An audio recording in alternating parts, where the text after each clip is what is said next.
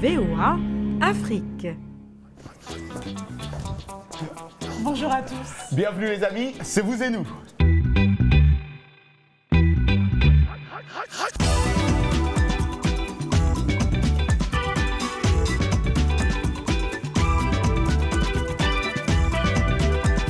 Ravi de vous retrouver dans cette émission. Oui, et qui a fait son baptême de feu à mes côtés dans Vous et nous. J'espère que pas de stress, ça va? Oui, ça va. Sans plus tarder, je me lance. Sommaire, un document poignant sur les immigrants qui rejoignent les États-Unis par voie terrestre. Comment gérer un orphelinat dans une région qui a traversé des moments difficiles? Nous serons au Rwanda. Au Mali, on tente de faire de plus en plus appel à l'énergie solaire. Wow. Nos rendez-vous hebdomadaires ne manqueront pas. Hashtag Vous et nous, l'Anglais Express. Nous découvrirons aussi un comédien congolais, Mike Laduchesse. Mais d'abord, Ekia, on va au Texas. Oui, tout à fait. Dans le sud-ouest des États-Unis, le long de la frontière mexicaine, se trouve l'un des passages privilégiés pour les sans-papiers venus d'Amérique latine. Ils cherchent à immigrer au pays de l'oncle Sam. Les populations hispaniques ne sont pas les seules à tenter leur chance. À leur côté, beaucoup d'Africains s'engagent eux aussi dans ce dangereux périple. Pour en savoir plus, Arzouma Comparé s'est rendu sur place. Fousseni Aboubakari Touré est béninois. Lorsqu'il quittait son village natal le 24 avril 2016, il était loin de se douter du long périple qui l'attendait. J'ai passé par Brésil jusqu'à Costa Rica. J'ai laissé Costa Rica plus de 5 mois. Après, j'ai l'entrée Endurance. J'ai traversé Guatemala. J'ai traversé Mexique. J'ai l'entrée États-Unis. Dans la forêt de Nicaragua, qui est plus difficile pour moi. On a fait 15 jours dans la brousse. Il y a des bandits. On a l'entrée au Mexique sans de bagages, 11 personnes. Moi, avec un Nigérien qui est africain. Les autres sont haïtiens. Il y a une fille dedans. Après des mois d'une traversée souvent mortelle, il arrive enfin au Mexique où il va se rendre à la frontière américaine pour y demander asile. Mais de l'autre côté, c'est avec des chaînes qu'il sera emmené en détention. Les plus chanceux comme Fousseni sont souvent autorisés à poursuivre leur demande d'asile hors des centres de détention après avoir prouvé à un juge d'immigration l'existence d'une personne ou d'une organisation garante de leur prise en charge. Quand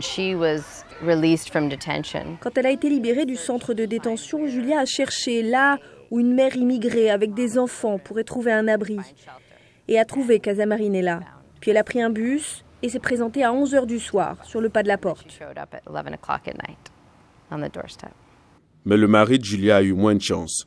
Jusqu'à nouvel ordre, c'est de la prison privée de Cibola, au Nouveau-Mexique, qu'il doit prendre des nouvelles de sa petite famille, au bout d'une ligne téléphonique.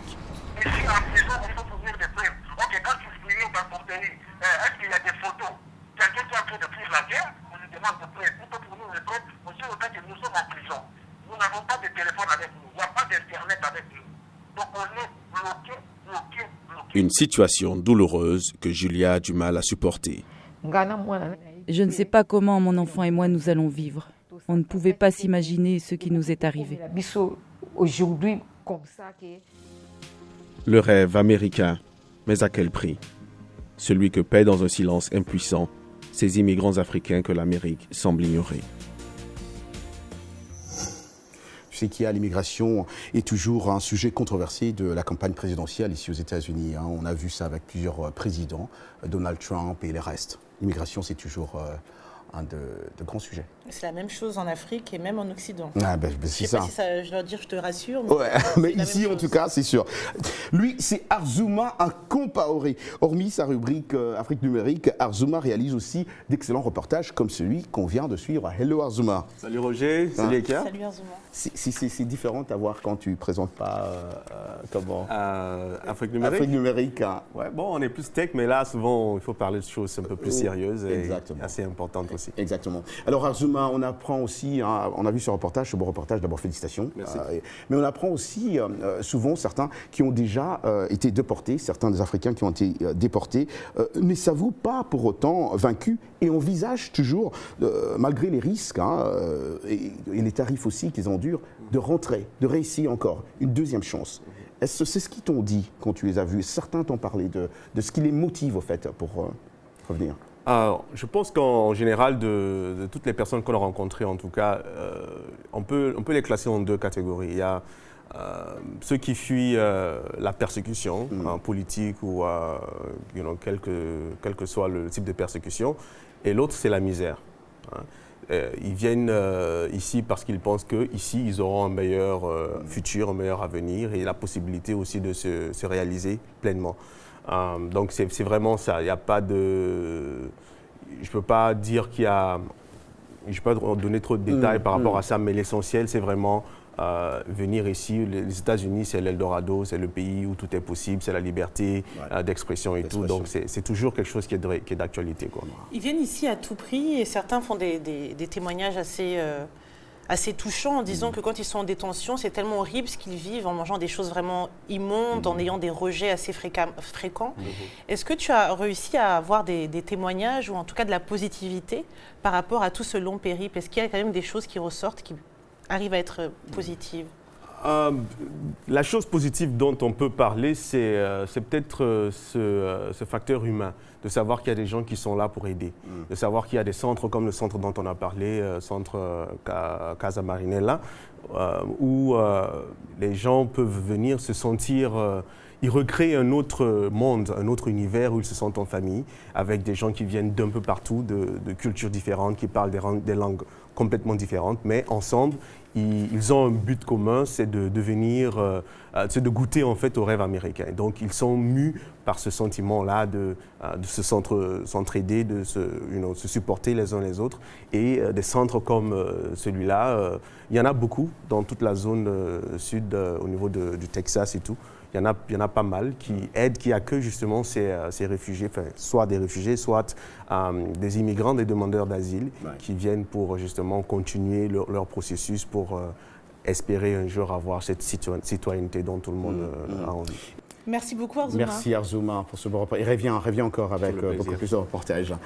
La violence a éclaté au Burundi en 2015, après l'annonce par le président Pierre Nkurunziza qu'il briguerait un troisième mandat. Depuis lors, plus de 400 000 Burundais se sont réfugiés dans les régions voisines, au Rwanda, en Ouganda, en Tanzanie et en République démocratique du Congo. Eric Murinzi a suivi des Burundais qui tirent le meilleur de ce qui est clairement une situation difficile. Nous allons proposer à nos téléspectateurs ce reportage sur la maison Shalom qui est devenue complètement une institution. Au Rwanda, plus de 85 000 réfugiés burundais vivent dans des villes comme Kigali et Mahama. Un si grand nombre de réfugiés peut mettre une pression énorme sur un pays aussi petit et pauvre que le Rwanda. La crise des réfugiés burundais reste la moins financée malgré les appels des Nations Unies. Cependant, certains Burundais ont décidé de prendre les choses en main pour créer de l'espoir les uns envers les autres malgré les obstacles. Marguerite Barankitse est la fondatrice de la Maison Shalom, une ONG internationale qui soutient les réfugiés burundais au Rwanda. J'ai créé la Maison Shalom en 1993 pour créer une nouvelle génération. C'était son rêve et c'est comme ça. Donc mon histoire commence, je dirais, mon histoire officielle par un refus de la haine fratricide. La Maison Shalom apporte son soutien aux jeunes réfugiés burundais en matière d'éducation, de soutien socio-économique, de soutien psychosocial et culturel. La Maison Shalom au Rwanda a ouvert un centre communautaire à Kigali pour permettre aux réfugiés de vivre une vie digne en exil et pour préparer un retour constructif au Burundi. L'organisation mène des activités de soutien pour aider les réfugiés à surmonter les défis de la vie en exil. Les enseignants sont des réfugiés contactés par Maison Shalom. Ils sont ravis de pouvoir contribuer. Nous nous réjouissons de cette occasion de partager nos connaissances avec les autres, des connaissances qui contribueront à leur développement personnel. Maison Shalom tente de rendre la vie en exil un peu moins stressante pour les réfugiés burundais au Rwanda. Le plus important soutien que donne la Maison Shalom est l'espoir. Comme le dit la directrice de cette institution, on ne peut pas arrêter l'amour. Si par amour ou par conviction, vous avez envie d'aider cette maison Shalom, n'hésitez pas à aller sur leurs réseaux sociaux ou sur le site www.maisonshalom.org. Alors, c'est une rubrique qui plaît beaucoup à nos téléspectateurs, car non seulement on leur donne la parole, mais aussi elle est incarnée par la radieuse Dili Diko. Je parle bien entendu de l'hashtag Vous et Nous. Salut Dili, quelle est la question de la semaine? Salut la radieuse. Hello. Merci de le souligner, Roger. Merci pour cette introduction, Ekia. La question de la semaine, c'est quelle est la meilleure manière de prendre en charge ou de s'occuper des orphelins? Et donc le premier commentaire est un commentaire féminin. C'est Lala Arisoa qui nous écrit de Cotonou au Bénin. Elle nous dit « Pour bien s'occuper des orphelins, il faut leur trouver des familles d'accueil disponibles et aimantes. Les orphelinats profitent souvent des dons qui ne sont pas toujours utilisés pour les enfants. » C'est une réalité que beaucoup ne connaissent pas, c'est vrai. Même famille aimante, ce mot-là, beaucoup ne le connaissent pas assez. C'est bien qu'elle ait souligné. Commentaire suivant de Conakry, c'est Mamadou Yero Bari qui nous écrit, il dit « La priorité est de donner aux orphelins l'accès à une bonne éducation. » Et ça, c'est vraiment revenu souvent. Il y avait vraiment beaucoup de commentaires qui disaient exactement la même chose. Ils disaient que c'était important d'avoir accès à une bonne éducation pour pouvoir par la suite trouver un emploi et subvenir à ses besoins. Oui. Ouais. Et le dernier commentaire, Jefferson Niamsi nous écrit de Yaoundé, il nous dit « Le plus important est de rendre les orphelins heureux, de les éduquer, de prendre soin d'eux. Je pense que c'est ce dont ils ont besoin. » Exactement. Ça, c'est le besoin primaire, alors number one, exactement. Alors, on passe à la partie réseau. Ouais, réseau. Qu'est-ce qu'on a cette semaine? Donc, dimanche 4 février, Roger, c'était le Super Bowl. Vous avez regardé? Kia, tu as regardé le Super Bowl? Non, j'ai dormi. Honte à moi. Ça se voit que j'étais trop fatiguée. Elle n'est pas américaine. Hein? Non. Et pendant ce Super Bowl qui était fort en émotion, beaucoup d'internautes ont commenté sur les réseaux sociaux, notamment sur Twitter. Donc on voit là quelques images de la victoire. Et ce qui est intéressant, ce qui a attiré l'attention des internautes, tout simplement, c'est la prestation du halftime, Justin Timberlake. Donc le halftime, c'est la mi-temps en anglais. Et pendant le halftime, donc Justin Timberlake a chanté ses plus grands tubes. Moi, j'ai mis replay juste pour ça. C'est la seule partie que tu as regardée? Oui. Et donc, ce qui a attiré l'attention, c'est ce jeune homme-là, cet adolescent, qui essayait désespérément de prendre un selfie avec Justin, qui allait plusieurs fois vers lui. Et apparemment, je ne sais pas ce qui s'est passé, il y a eu toutes sortes de spéculations. Peut-être que son téléphone ne marchait pas. D'autres personnes qui disaient qu'il essayait peut-être de googler pour voir qui est Justin Timberlake, parce qu'il est relativement jeune. Donc voilà. Merci beaucoup Ekia, merci Roger. Merci beaucoup Dili. Si vous venez de prendre le train en route, c'est Vous et Nous. On revient après une courte pause avec l'Anglais Express, mais aussi une initiative malienne liée à l'énergie solaire et aussi un comédien congolais à découvrir de toute urgence.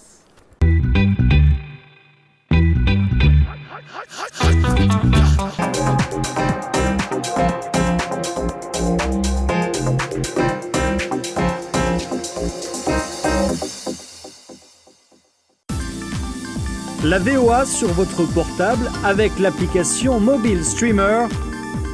Écoutez nos programmes n'importe où, quand vous le voulez. C'est gratuit avec Internet. L'application est disponible sur iPhone ou Android. Ou alors, composez les numéros de téléphone suivants. VOA Afrique, 24 h sur 24 sur votre portable.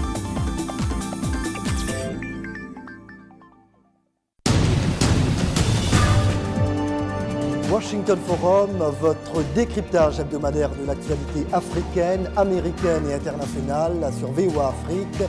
30 minutes d'échange et d'analyse sur d'importants événements, économie, politique, sport, culture. Nos invités répondent aux questions. Washington Forum, c'est aller au-delà de la nouvelle, une perspective sur des questions importantes à partir de la capitale américaine. De Dakar à Kinshasa, en passant par Le Caire, New York, Paris et Londres. Nous sommes en direct chaque jeudi à 19h temps universel. Washington Forum sur VOA Afrique et nos chaînes partenaires.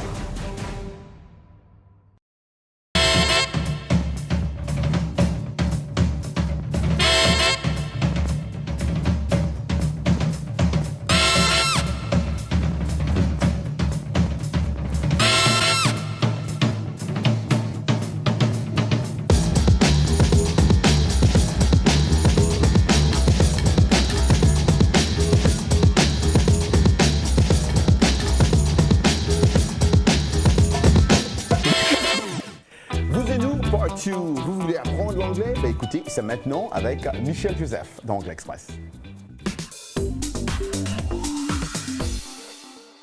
Bienvenue à l'Anglais Express. En anglais américain, il se peut que vous ayez déjà entendu cette expression « out of your mind », hors de ta tête. La personne se trouvant dans cette situation, pense-t-elle réellement? Suivons. I just got 2 tickets to see Paul McCartney in concert. Want to go with me? Oh my gosh, that would be so cool. How much were the tickets? $200. I bought them from someone, so I had to pay a little more. Whoa, are you out of your mind? Sorry, but I'm not going to pay that much. Out of your mind, cela veut dire être en colère, hors de soi, ou alors être dans tous ses états. Cela implique que si vous allez prendre une décision, qu'elle n'aurait pas de sens. C'est une locution informelle, voire familière. Parfois, on l'emploie sous l'effet de la colère, ou alors la consternation à un ami. Are you out of your mind? T'es fou? T'as perdu la tête? Et voilà pour l'Anglais Express. Merci Michel. Merci vous pouvez Michel. retrouver l'Anglais Express et mieux assimiler les leçons en allant sur la rubrique Vous et nous. Ah ouais. Pour la première fois, une délégation de start-up africaines était présente lors de la dernière édition du CES, le grand salon mondial de l'innovation à Las Vegas. L'une d'entre elles, Yelen Solar, a pu présenter son objet phare, la Solar Box, un générateur composé d'un lampadaire LED et d'un panneau solaire. Founé Diarra, une journaliste à Bamako, est partie à Ngolombulu pour en savoir davantage. C'est à Ngolobougou, à quelques kilomètres de Bamako, qu'Abdoulaye Gakou a installé le prototype de sa Solar Box, un dispositif mobile 2 en 1 qui fonctionne à l'énergie solaire et permet d'avoir une source d'énergie adaptée aux différents appareils du quotidien comme un téléviseur, un téléphone portable ou encore une radio. L'avantage que nous avons avec la Solar Box, c'est que son autonomie est modulable. Nous nous adaptons aux besoins de la localité. Ce qui veut dire que nous faisons ce qu'on appelle un dimensionnement qui nous permet de déterminer le nombre de panneaux solaires et leur puissance, le nombre de batteries et leur capacité. Nous avons une autonomie aujourd'hui qui va de 6 à 24 heures. Sa fabrication, explique l'ingénieur, est à la fois écologique et économique, sans oublier l'aspect pratique pour les travailleurs de la terre. Pour s'installer en brousse sans éclairage, ce n'est pas évident. L'intérêt d'avoir un appareil comme la Solar Box est crucial. Plusieurs tâches peuvent être accomplies une fois la nuit tombée, et ce, facilement. Le générateur est grand, donc il peut éclairer plusieurs endroits.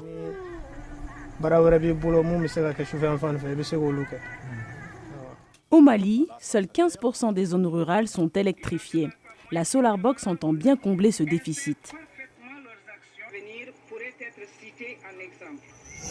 C'est qu'il y a, moi je suis très content de voir les gens utiliser cette énergie qui nous provient du soleil, une énergie très abondante, propre et inépuisable à l'échelle de l'humanité. On trouve d'ailleurs de plus en plus aujourd'hui des compagnies en Afrique qui développent des projets et offrent des solutions dans le domaine de l'énergie solaire. Way to go! Comme quoi l'énergie solaire a de l'avenir. Exactement, de l'avenir. Ah ouais, c'est ce qu'on dit.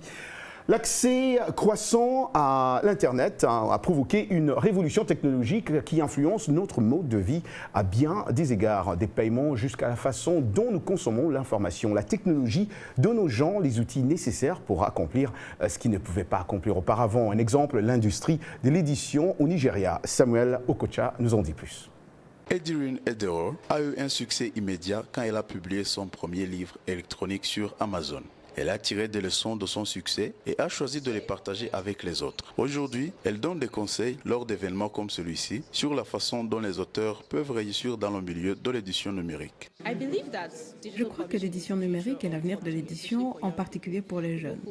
Et ceux qui veulent publier sans avoir les ressources nécessaires doivent faire beaucoup de marketing pour les ventes et imprimer des copies, et tout cela pour vendre à leurs lecteurs. Les auteurs africains devaient se rendre à Amazon Amazon aux États-Unis pour avoir l'opportunité de partager leurs histoires avec le monde. Aujourd'hui, influencés par le besoin de raconter leurs propres histoires et de les partager de leur propre manière, Okada Books est une innovation qui le rend possible.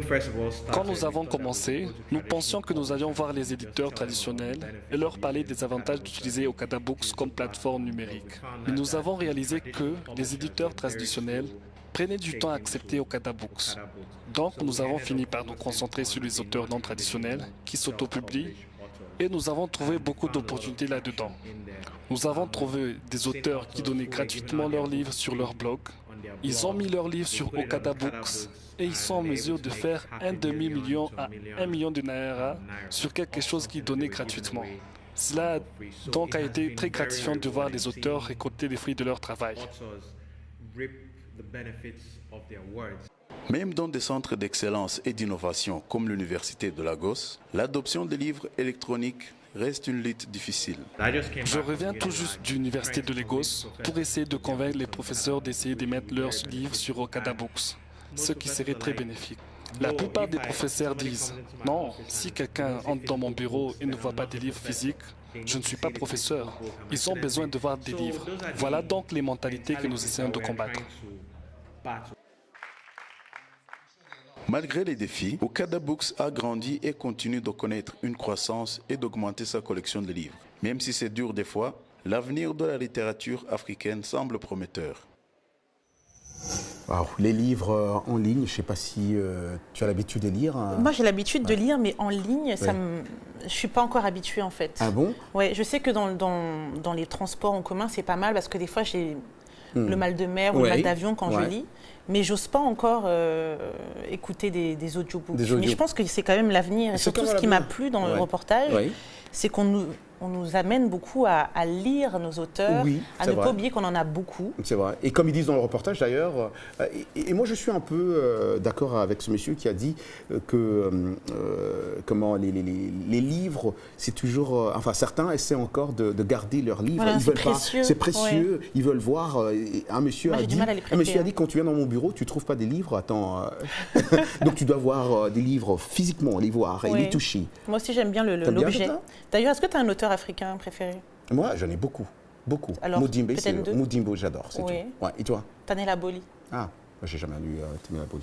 J'aime bien. Ben voilà, c'est ça. Ce qui est bien, c'est la technologie, ça évolue. Peut-être qu'Arzuma Comparole nous en parlera un peu plus. Hein. Why not?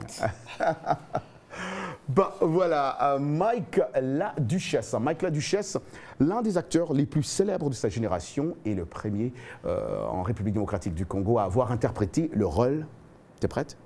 D'un homosexuel. Il est inquiet maintenant alors de la situation actuelle dans son pays où il incarne depuis plus de 12 ans ce personnage. La duchesse craint aujourd'hui et qui a de ne plus pouvoir exercer son métier dans son pays de naissance où vit toujours une partie de sa famille et où il a encore des projets. Je l'ai rencontré, suivant son reportage.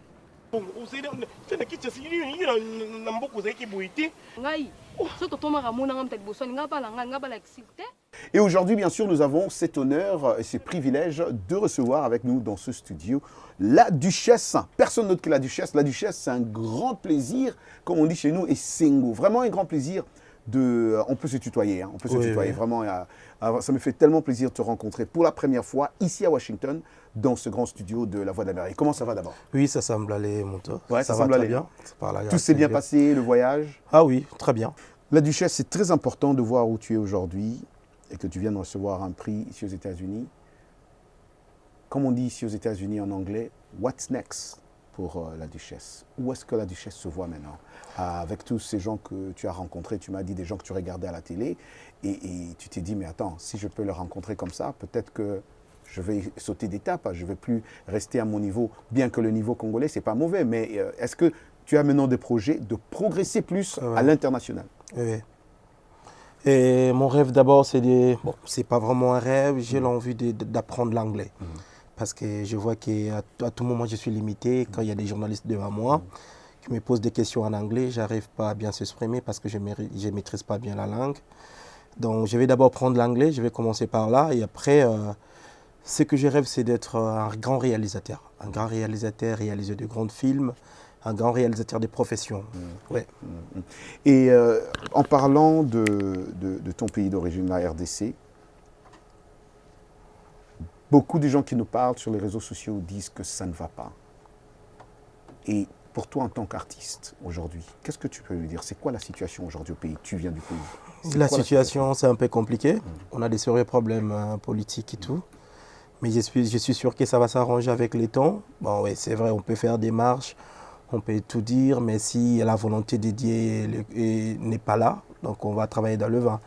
Comme la Bible dit, si moi je ne bâtis pas, c'est lui qui bâtit en vain. On va chercher d'abord la volonté de Dieu. C'est quoi la volonté de Dieu par rapport à notre pays, par rapport à la situation de notre pays. Mais sinon, notre pays va mal. Il y a beaucoup de choses, il y a beaucoup de crimes, il y a beaucoup de violences, des viols de femmes aussi à l'est de notre pays. Et j'ai pris beaucoup pour mon pays. C'est ce qui est très important. La Duchesse, merci beaucoup. En tout cas, merci d'être venue. C'est à moi de vous dire merci. C'est un grand plaisir. Merci pour le temps. Merci Roger pour ce portrait très intéressant. Je ne connaissais pas cet acteur. Tu ne connaissais pas cet acteur? Non. Et qui a moitié congolaise, qui adore les acteurs, les comédiens, tout le monde. Et oui, on apprend tous les jours, n'est-ce pas? Ouais, c'est vrai, on apprend tous les jours, ça c'est vrai. Alors j'espère que le grand public aura l'occasion, la possibilité de découvrir ou le redécouvrir dans plein d'autres productions. D'ailleurs, j'ai commencé à lister de nombreux acteurs installés aux États-Unis, faute de rôle en Europe et en Afrique. Nous y reviendrons. Ouais, ça c'est vrai. Des portraits à venir. Et je suis d'accord avec toi, tu n'es pas censé connaître tout le monde et je ne connais pas tout le monde non plus. Donc peut-être que ça sera aussi une occasion pour moi de découvrir aussi des acteurs d'Africains. Merci beaucoup, Ikia. Merci à pour ta première émission. Bravo. Merci pour ton accueil. Et oui, on doit demander aux téléspectateurs de commenter. Qu'est-ce que vous pensez d'Ikia? Allez-y. Et n'hésitez pas aussi à nous donner des sujets qui vous touchent pour la rubrique hashtag vous et nous. C'est votre émission après. C'est votre émission. Merci beaucoup à Ikia. Merci aussi à vous tous, vous qui êtes restés à nous suivre aujourd'hui. Merci beaucoup. Et on dit aussi merci à nos partenaires qui sont partout dans le monde. Et merci à toute l'équipe technique. À toute l'équipe technique. Et comme d'habitude, on dit rendez-vous la semaine prochaine. Ciao, ciao.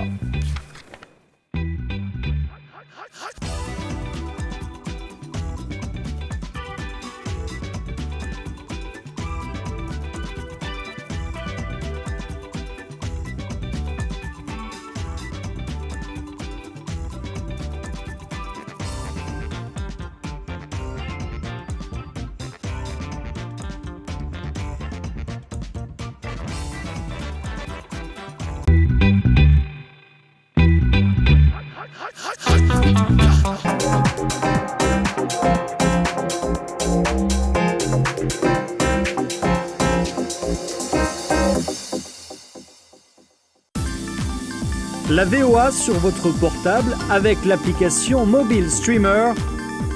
Écoutez nos programmes n'importe où, quand vous le voulez. C'est gratuit avec Internet.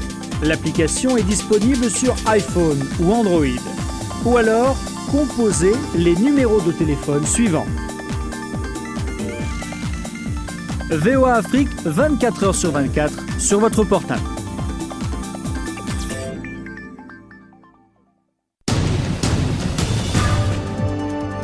Washington Forum, votre décryptage hebdomadaire de l'actualité africaine, américaine et internationale sur VOA Afrique. 30 minutes d'échange et d'analyse sur d'importants événements, économie, politique, sport, culture.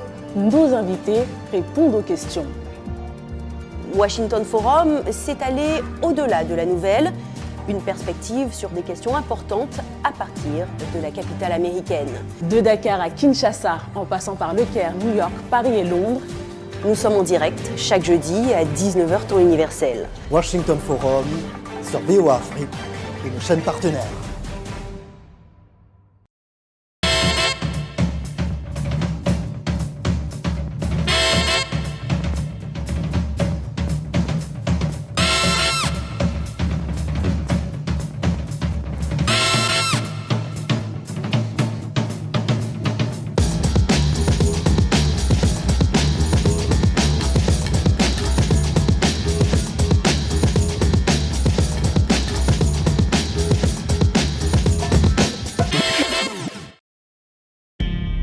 VOA Afrique.